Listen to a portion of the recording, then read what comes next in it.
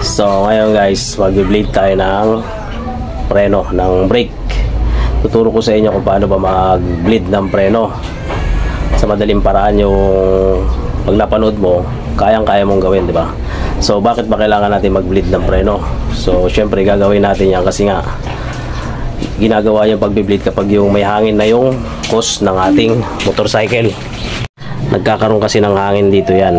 So ngayon pag may hangin to, yung dinadaanan ng fluid,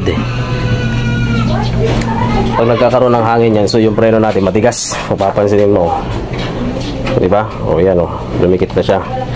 Tapos mararamdaman mo rin kapag tumatakbo ka na, kahit nakapisil ka na, hindi pa rin siya nagpo-full stop, diba? Tuloy-tuloy pa rin yung andar niya.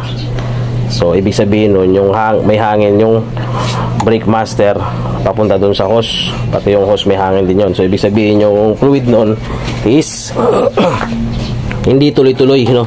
Kumbaga halimbawa ito yung hose, di ba? Yung hose yan, ito yung hose ng ito yan, halimbawa ito yan, yan. So kumbaga yung fluid niya nagkakaroon ng gap. Merong part sa gitna na nandito yung fluid, tapos nandito naman yung isa fluid. So siyempre pag press niya pa, kailangan niya pa itutulak yung, kailangan may hangin siya. So dapat ang mangyayari dapat is tuloy-tuloy lang dapat yung fluid para pag push niya wala dapat siyang hangin, para kumagat din na maayos yung preno at saka full stop siya, di ba? Pag saktong preno mo na gano'n, hihinto siya. Hindi naman yung bigla din na pag pisil mo pakka, gano'n naman yung motor, ba? Parang kumakajut-kajut, hindi gano'n, di ba? So ibig sabihin pag may gano'n din, may hangin din yung preno nun. So yun yung kailangan alisin natin, no? Yan. Ang importante lang dito pag gagawin natin yung pag-bleed is huwag mong paubusan ng fluid to. So ganyan, dapat meron dapat konti yan. Kasi once na naubusan to, papasukin ng hangin yung brake master hanggang dun sa hose. So mahirapan ka na. Tutuloy-tuloy itong brake lever lulubog pero hindi kumakagat yung preno. Iikot pa rin yung gulong, di ba?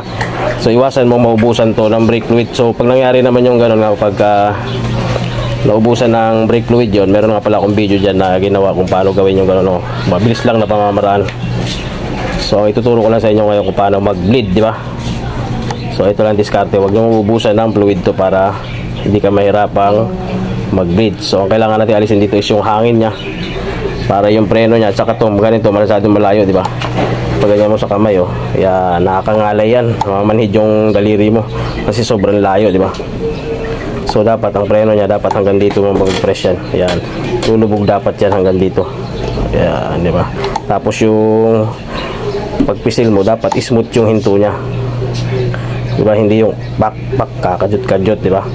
So kailangan natin alisin yung hangin ng brake master at yung papunta sa hose. Tara, simulan na.